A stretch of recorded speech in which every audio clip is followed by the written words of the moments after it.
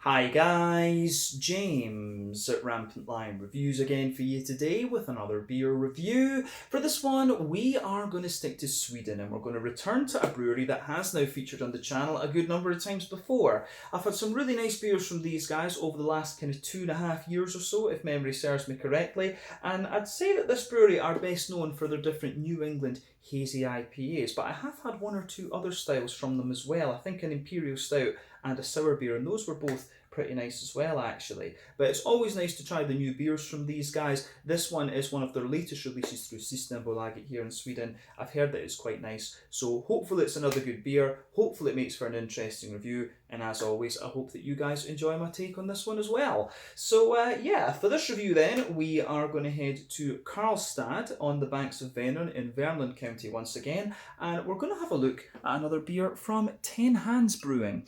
So this particular beer is called Starfish. It comes in at 8% ABV, and this one is a New England Hazy Imperial Double, whatever you want to call it, IPA. So yeah, this beer was released as part of the Lokal Osmoska League assortment through Systembolaget here in Sweden for January of 2021, and I think there was another beer that they released this month as well actually, but this was just the one that kind of caught my eye. They usually release one or two beers through Systembolaget every month, and I try to pick up at least one of them actually. But yeah, this should be pretty nice actually. It's been a wee while, or it feels like it's been a wee while since I've reviewed a beer from these guys. I think the last one might have been back in about August or something like that. So yeah, definitely cool to return to these guys now.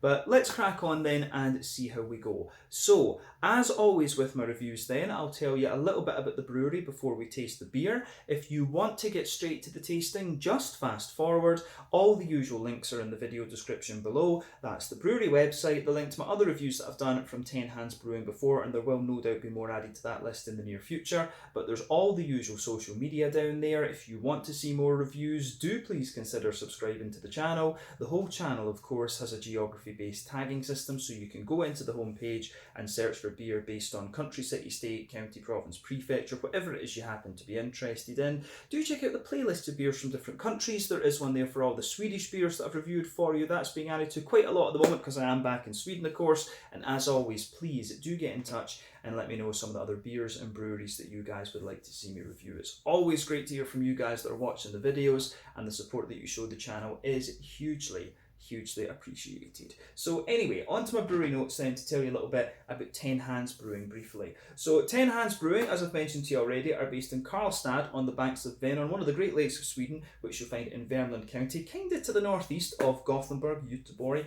on the west coast. And the company was founded by a group of 5 friends. So the 5 friends behind this company are Robert Hedel, Johan Eklund, Fredrik Steen, Göran Larsson, and Jan Karlsson, and each of these guys own a 20% share of the company, which was founded officially back in November of 2018. So all of these guys had a little bit of brewing experience, but it's Johan Eklund who is the main brewer. They released their first beer in March of 2019, which was an IPA called Firstborn, and I believe they have rebrewed that one. That is one that I definitely want to review on the channel at some point, and I've said that in pretty much every video since I discovered this brewery. But that year, they produced around 20,000 litres of beer. So they first started releasing their beers through Systembolaget in 2020, and I reviewed one of the first ones that they released, if memory serves me correctly. And over the last couple of years, they've just been, creating new recipes. They have been mainly focusing on the New England IPA, but they have started to release a few kind of sour beers, Berliner Weisses, Goses, things like this, and they've also done 1 or 2 Imperial Stouts as well. They've also been working to kind of gradually build up the capacity of their brewery, and as of January 2022, when I'm filming this review for you, these guys have produced around 55 different kinds of beer according to Untappd, and that number will no doubt increase over the next little while. So yeah, that is all I can really tell you about 10 Hands Brewing. The reason they called it 10 Hands was the fact that there's 5 of them, 2 hands each. It's that simple. But yeah, these guys are quite an interesting up and coming brewery, I think. So yeah, it'll be interesting to see how these guys develop over the next little while actually. But the beers, tend to remind me of some of the old school brewski ones and things like that. So yeah, these guys are definitely another brewery that are well known for their different New England IPAs and stuff like this. But yeah, that's everything I can tell you about 10 Hands Brewing for the moment. If you want to learn more about these guys, you can check out the brewery website. You can follow them on Facebook and Instagram to keep up to date with all the latest goings on. And you can, of course, check out the Rate Beer, Untappd and Beer Advocate pages to learn a little bit more about all those different beers that they've done. But yeah, let's crack on then and have a little look at this beer itself. So, just to let you have a little look at the artwork before we open it up.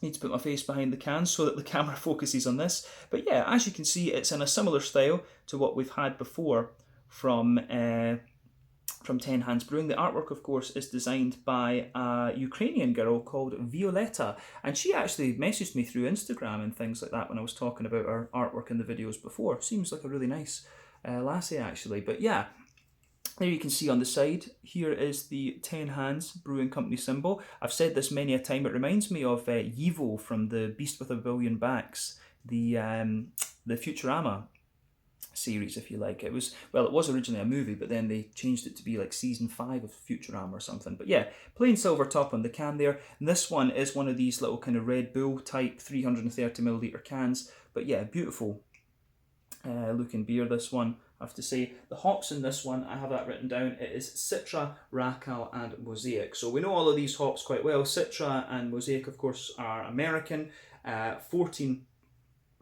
14% alpha acid. Citra usually gives you a nice kind of big juicy mango note with a lot of kind of lemon limey character. Mosaic is a big tangerine orange. Racal, of course, is a New Zealand hop. I first encountered that when I was in New Zealand back in 2015, and it is about 10 or 11% alpha acid, and it gives you quite a big kind of apricot-y and sort of passion fruity, stone fruity kind of thing from what I remember. So yeah, Racal is a very, very nice hop actually. I had to check the alpha acid content on Racal because I thought it was one of the lower ones at 8%. Quite a lot of these New Zealand hops have very, very low alpha acid counts actually, and they give you a surprising amount of flavour. But yeah, the alpha acid one really gives you the kind of bitterness and things. But anyway, that's another story. But yeah, 8% New England double IPA. This one, as I say, released as part of the January Lokalis Moskalid, and I believe this beer cost me, I want to say like 40 Swedish kroner, so that's roughly about €4. It translates to roughly about £3.25 sterling, something like that, and I guess it's somewhere in the region of like just shy of $5 American, just so that those of you watching in different places in the world have a little bit of a price reference. But yeah, Starfish, 8% New England double IPA. Let's get this guy out and we'll get on with the tasting. Very curious to see what this is going to have in store for us. Well, you can smell that already as soon as you open it. I should also add that this beer has Citra as an early edition hop in the Whirlpool. So yeah, the other ones are dry hopping, are added with dry hopping, but we'll come back to that in a second. So yeah, there we go. Let me just line that up again so it looks nice. There we go.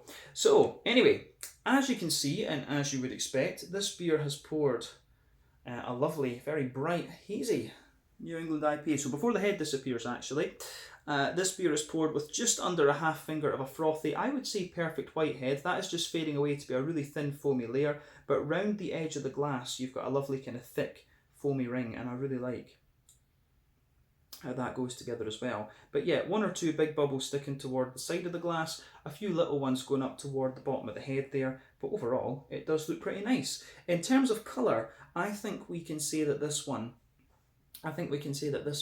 is a lovely kind of bright yellow mango juice colour. I always like comparing these New England IPAs to different fruit juices because that's really just what the appearance reminds me of. But remember, the colour of your beer depends on 1, the type of malts that you use. That goes a long way to determining your EBC rating.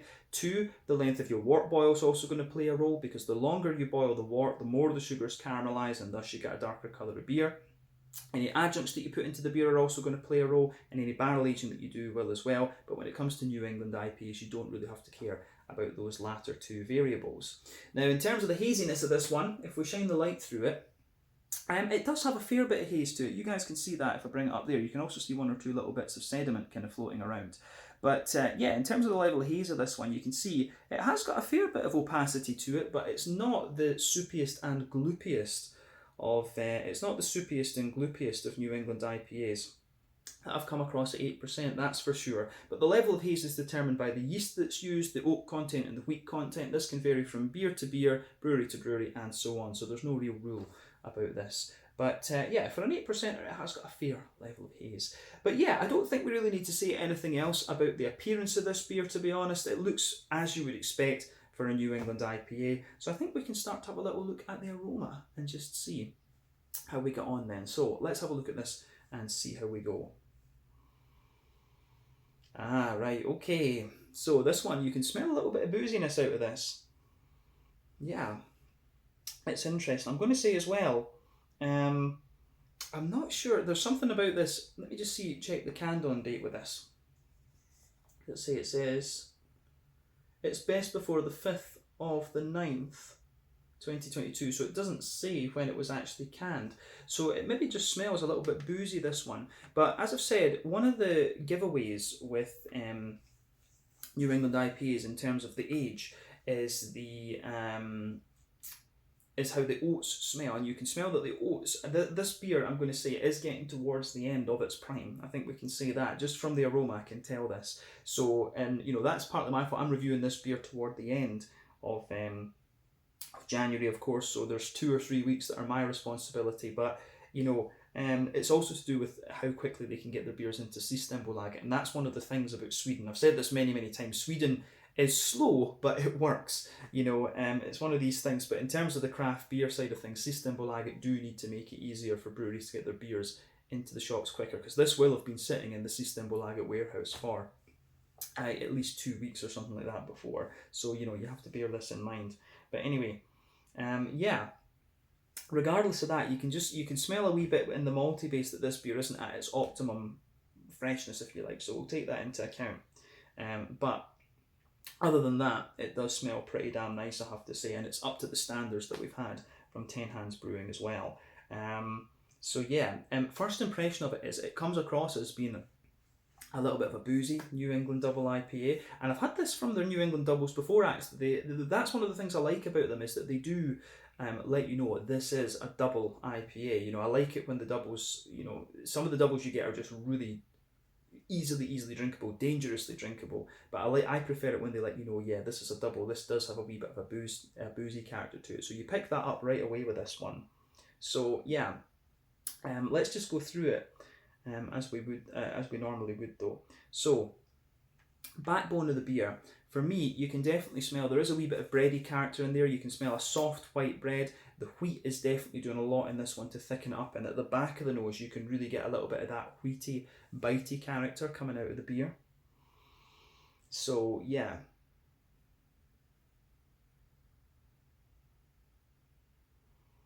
Yeah, that is nice. Yeah, definitely a nice little bit of a kind of wheaty, bitey sort of thing going on in the back of the nose with this one.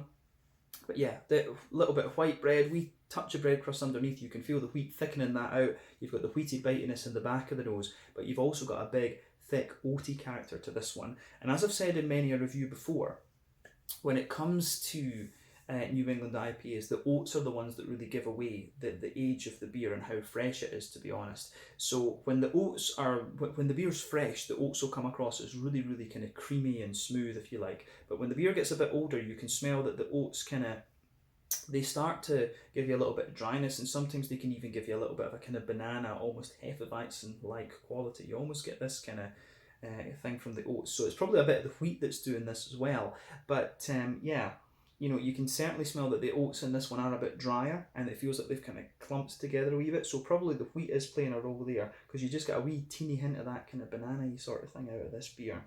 But regardless of that, it does smell like it's got a nice big kind of malty character to it. So I like that for sure.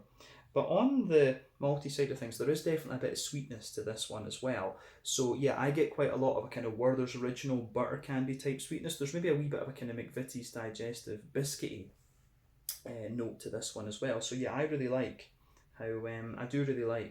how that side of things goes together in this beer.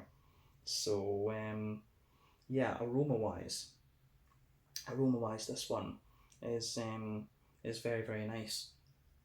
On the malty side of things, it does give you a big boozy kind of hit. As I've said to you before, for me, when it comes to New England IPAs, there's 6 different factors you should think about. There's the farmhousey yeasty side of things, rye lean and grainy character, wheaty bitiness, oaty creaminess, barley malt bread, and you've also got a little bit of a kind of You do also have a little bit of a kind of, how would you say, like a kind of brown sugary sweet side to these beers as well.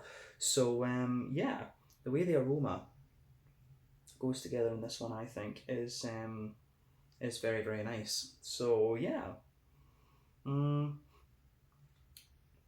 yep, I think the malty side of this is quite nice, but quite a boozy malty character. It leans towards the sweeter side of things, big oaty and creamy, thick characters to it as well. But yeah, interesting for sure. Let's focus on the hoppy side of the beer then. Let's look at that. So on the hoppy side of things then, so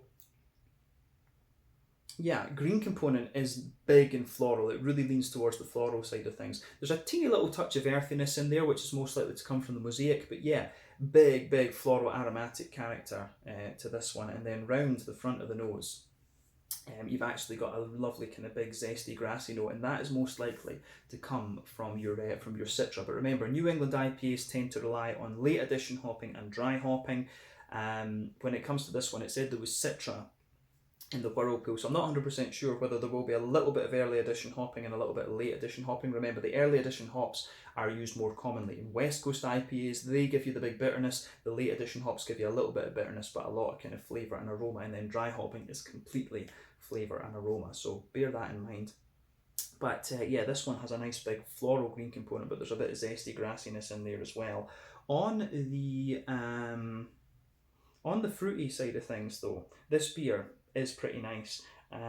For sure, you get a nice little bit of passion fruit in there. You can smell that slightly stronger passion fruit. That's going to come from the Citra and the Racal, but you've got a nice mix of both mango and apricot in there. And those actually come across as being quite oily. That's the interesting thing about this beer for me, is it actually overall smells like quite an oily New England IPA. So yeah, that's interesting. But when you take the aroma in more deeply, you'll get the softer side of the fruit. So the passion fruit is there, then you've got the soft mango, and the soft mango and the kind of apricot notes in there from the Citra and the Racal, but you also get that kind of more tangerine orangey note right at the front of the nose, and that is your mosaic. I do get a wee touch of lime out of this one, and again, that's the Citra that's going to give you that in this beer. Citra will always give you a little bit of a lemony, limey character, so you can smell that just underneath the orange there. So yeah, this beer is kind of doing pretty much, it's doing 100% what I would expect it to. It's difficult to pick out where the fruity side of things lies though, because I think it's actually quite well balanced between the tropical and the more citrusy side of things, which is quite nice.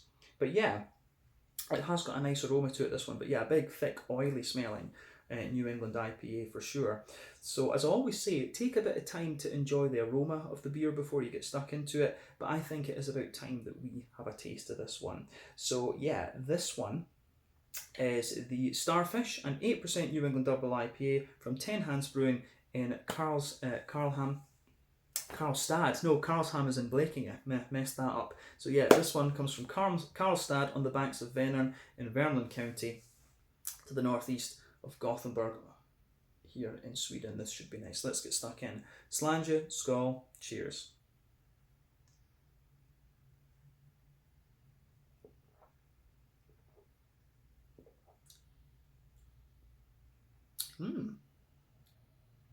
That's pretty nice. That is pretty nice. The other thing as well, you can tell from the sediment that this beer has obviously been sitting in the warehouse for a wee while actually. So yeah, this is one of the things. I think 10 hands and Systembolaget need to work a little bit more closely together to get these beers out there a little bit faster, because yeah, this beer, I'm going to say it's not at its freshest. I think this one's maybe about, I think it might be about 3 months old, just going from the taste of it. So it's not in its absolute prime. I mean, I'm guessing it says on the can here, best before 2022, the 9th of the 5th. So no, it's the other way around, the 5th of the 9th, sorry. So the 5th of September, so I would be guessing it's been canned in September, so it might well even be older than that. This beer might be about 6 months old or something, well, 5 months old at this point in time. So yeah, that's something that they do need to look at, but a good IPA should be able to hold up for this amount of time, and this one is. So, you know, it's not you can just tell from the oaty character, it does have a wee bit of a kind of dry oatiness in the middle of the palate. That's how you can tell, as I say, that these beers are not quite in their prime. The fruitiness and the hoppy side of the beer are holding up quite well. It's the malty side in this one, I think, that's maybe not quite in its prime. And that's something I've always found interesting about New England IPAs, is the oats always tend to drop. The oats always kind of tend to go a little bit and just give you this kind of dryness. So yeah, this beer, I think, we're reviewing, I think, about a 5-month-old IPA, this one, which isn't ideal, but yeah, we'll make of it what we can. It's still nice enough to drink.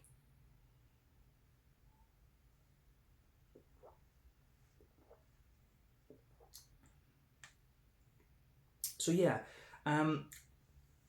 what I was saying about this one is overall it is quite a nice oily and still quite smooth IPA, but what you're going to find is that it has this dry oaty kind of thing in the middle of the palate, and again, that's how you can tell the beer isn't at its kind of optimum freshness. Because when you have these 10 Hands beers at the optimum freshness, they are up there with the, in my experience, they are kind of up there with the Stigbergets and the OOs and brewskis and things like this, and they are up there. So it's a bit, in a way, it's a bit disappointing to have it at this point, if you like, because I know what 10 Hands are capable of. So yeah, 10 Hands and Systembolaget really need to work more closely together to make sure that their beers are getting to the customer in a good condition. And as I say, not that this one is overly bad or anything like that, but you can tell from the way the oats are in this, it's not in the condition it could be. So yeah, let's break the beer down though, and we'll describe the flavour as we always do, because most of it, yeah, about 90% of it is in good condition, we should say that.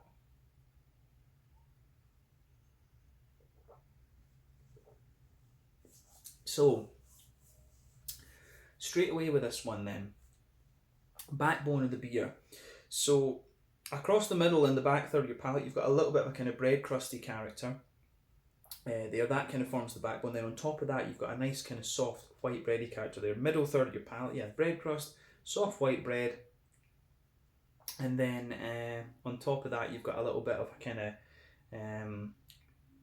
you can feel the wheat in this one, and I think the wheat is also doing a little bit to thicken out this beer. So yeah, you can feel bread crust, soft white bread, and then a thick, dense,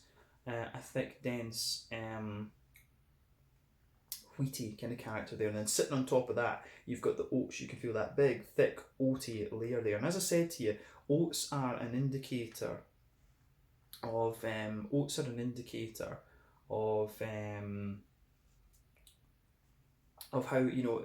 be an indicator of how old these beers are. But you can feel with this one, it really feels like the oats have really kind of clumped together, and they're sitting there on top, and it's like a circle in the middle of your palate.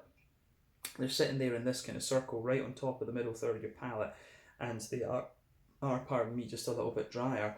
But yeah, it still works actually. It does help give the impression of the beer being a little bit more boozy. But right in the middle of that oaty circle, pardon me, you can feel there's a little circle, and that's where the brown sugars concentrate in this beer. So it's a big kind of Werther's Original butter candy, butterscotchy sort of thing that you're getting there, and that's right in the middle of the palate. But in fairness, the other thing that you notice is the further into the aftertaste you go, the oaty and brown sugary character of the beer do kind of sweeten up a little bit actually.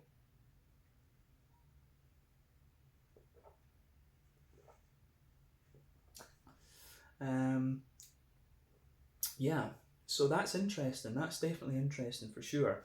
So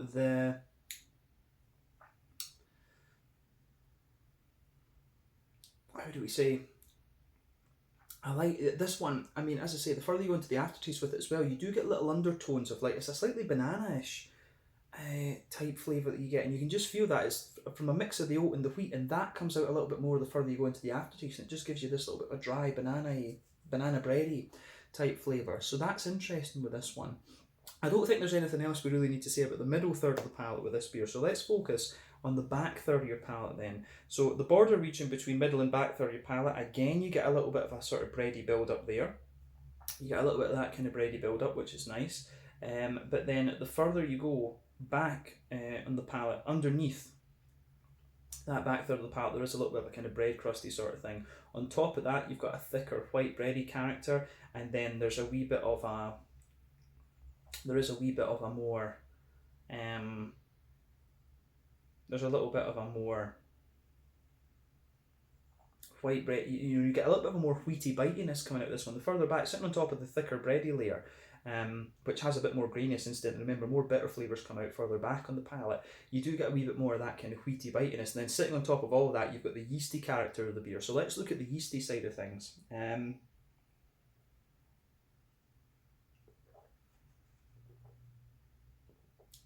So yeah, the yeasty side of the beer, for me, it's like a little bit, you can feel it's like a more dense, doughy, bready sort of thing. It's got a little bit of a woody character to it, a little bit of a crackery sort of thing, and even a wee tiny touch of spice actually. So that's quite interesting for me. The way that everything goes together in that is pretty interesting. So yeah, the yeasty character sits on top of all that, but the flavour on the back third of your palate is definitely taller. It is definitely a bit taller. And you can feel as you come further forward it's taller, but then it condenses down quite quickly as you go into the middle third of your palate there. So yeah, I do like how that goes together. That gets a thumbs up from me. The malty side of this beer is quite nice, but as I say, the oats are showing you this is a beer that must be about 4 or 5 months old, something like that. But let's focus on the hoppy side of the beer then. In the back corners of the palate, you've got a nice little bit of earthiness there, and again, that's due to mosaic, but as you come further forward, it gets a little bit herbal, and as you reach the front corners of the palate, you've got a nice bit of a floral aromatic side sort of thing coming out of this one, and round the front curve of the palate, it's definitely lighter and grassy. This is a common thing in a lot of beers, but for me the green component I think leans more towards that floral side of things initially, but then it starts to go more toward the kind of grassy part of the spectrum.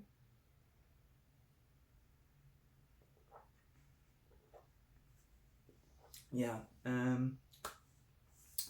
so yeah, the grassy part of the spectrum on this one is quite nice. I think that really does come out more the further you go into the aftertaste, but let's focus on the front third of your palate. Let's focus on the front third of your palate and the fruity side of things. So border region between front third and middle third of your palate, you get a nice little bit of bready build up there. Again, you can feel some of the oaty kind of dryness in there too, but the base of that front third of your palate is, it's a smooth oaty character in there, but it has got a wee bit of dryness to it, like I said. But on top of that, you get that nice oily bubble where the juicy fruity esters just roll their way out of the beer. So at the back of that front third of your palate, you do get a wee bit of that more intense, punchy passion fruit, but then as soon as you move forward from that, you get the more juicy, oily mango and the sort of apricot-y notes from the racal and the citra together. So these ones are giving you a really nice tropical edge, and then as you move forward from the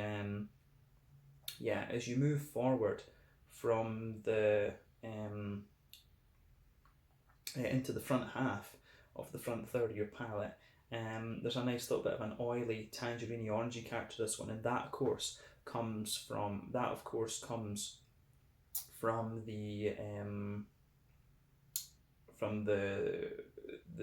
mosaic. My brain's not working there. I was like, where does it come from? Yeah, so the orangey character comes from the mosaic.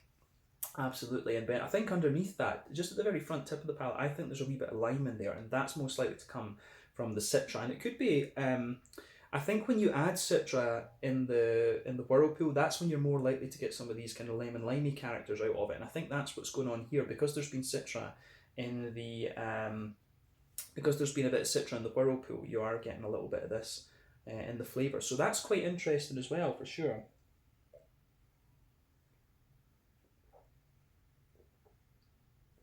So yeah, the way that this beer goes together, I think, is pretty nice on the fruity side of things. And overall, I would say the fruity side of the beer is pretty oily, actually. But I think that's everything we really need to say about the flavour of this one. It does let you know it's a boozy kind of double IPA, if you like, and it also tells you, it has that nice oily fruity character to it as well. So yeah, I like this one. I do like it, but as I say, it's just not in its prime condition, unfortunately. Let's round off with the mouthfeel then. So mouthfeel wise, this one is kind of top end to mid-bodied, bottom end to full-bodied. The carbonation is quite smooth. The mouthfeel overall, it does have a degree of creaminess to it, and it is a little bit oily, but then on the you know, on the hoppy side of things, I think this is a sort of 30 to 40 IBU beer. I think hard to say. I'm actually having trouble placing it. Is it 30 or 40 IBUs? I think it's 30 to be honest with you. But yeah, as I always say, take my IBU ratings with a pinch of salt. That is my weakest point of beer reviewing. So yeah, anyway, malty side of things, as I said, it's quite a smooth but quite dense malty side of the beer that we have here. But then you've also got that nice oily, fruity character to this one. The malty base, I should point out, has a bit of sweetness too, but yeah, nice big oily fruity character and fairly well balanced between the kind of tropical side of things and the more citrusy side of things. Although I think the further into the aftertaste you go, you get a bit more grassy zestiness out of it, and also a bit more of a. You also get a little bit more of a kind of you also get a little bit more of that that kind of citrusy zest out of it. So you get grassy zestiness, then you get that more orangey limey character coming out. But overall, another nice beer, and you know, I've always been impressed with the standard of the stuff from 10 Hands. So yeah, looking forward to trying more beers from them. I think next time I'll try one or two. I'll try a couple of their sours because I've not tried that many of them. So I'll keep an eye on what these guys are releasing over the next little bit, and we'll try and review some different styles from them. I'd love to see them do a West Coast IPA actually. That's something we will need to look out for. But yeah, that is everything we need to say about this one. The Starfish 8% New England Double IPA from 10 Hands Brewing in Karlstad, Värmland here in Sweden. So yeah, once again, thank you for watching my beer reviews. Until the next time, please like, subscribe, share, all the usual YouTube stuff. Let me know your own thoughts on this beer in the comments section below. Let me know what your favourite beers are from 10 Hands Brewing, and we will no doubt return to these guys at some point in the very near future. Thank you again for watching. Check out my social media, check out 10 Hands social media, and I'll see you guys in another review. Slàinte, skål, and cheers.